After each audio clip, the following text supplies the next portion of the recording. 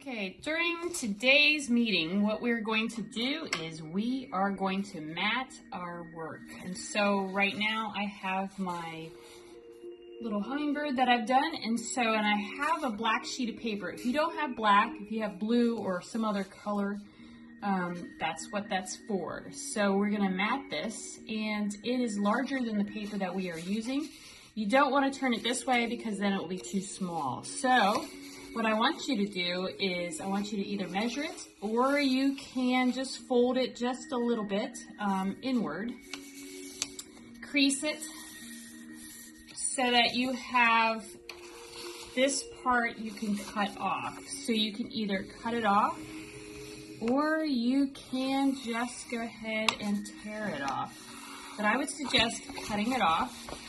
Tearing it actually sometimes, even though I'm going to tear it right now, sometimes can rip into your sheet of paper, or what you can do is you can end up with these little tiny pieces that are kind of jagged. So if you do cut it, go ahead and cut along the line, but make sure that when you do this, try to be as straight as you possibly can, so it does not look like one edge is wavy and the other edge is not. So I'm going to trim off this mistake I have. And then what I'm going to do is I'm going to take glue. I'm going to take some glue. You can use, I would use Elmer's glue, but if you don't have Elmer's glue, glue stick is fine too. The only reason why Elmer's glue would be better is because this is thicker paper and we're applying it to a thinner sheet of paper, and so that's going to help.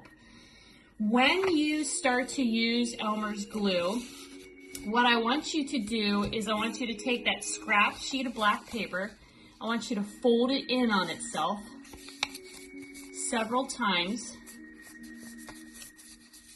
to make like a little piece of paper that's thicker.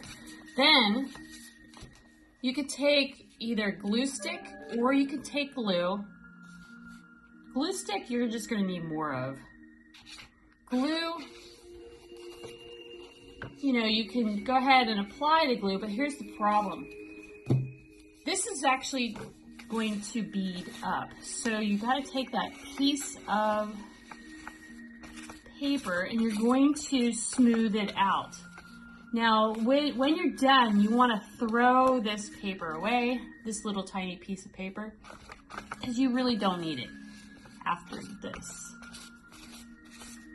Okay, so I'm going to spread it out. Now what I'm going to do is I'm going to flip it over. I'm going to make sure it's in the center. I'm going to make sure it's straight. Now,